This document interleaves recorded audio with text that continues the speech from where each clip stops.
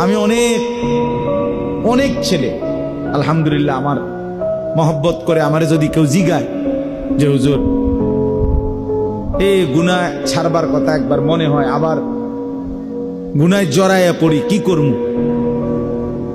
বা মাঝে মাঝে সিদ্ধান্ত নেই ভালো হয়ে চলবো, আবার 15 দিন পরে 20 দিন পরে আবার টেম্পার জায়গা, পারি না, কি করব?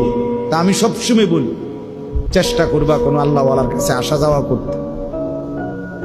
যদি না আসতে পারো ব্যস্ততার কারণে, পড়ালেখার কারণে, কর্মের কারণে, চাকরির কারণে, হতেই পারে ছুটি নাই আমার, তাহলে কমপক্ষে নিজ এলাকার তুমি যেখানে নামাজ পড়ো ওই ইমাম সাহেবের কাছে কতক্ষণ বসে থাকো, দেখবা ইমাম সাহেবেরই কও যে হুজুর আমার একটা ভালো কথা কয়ে দেন, আমার জন্য একটু দোয়া করে দেন, আমি যেন ভালো হয়ে চলতে পারি, আমি যেন আমার চরিত্রটা ঠিক রাখতে পারি।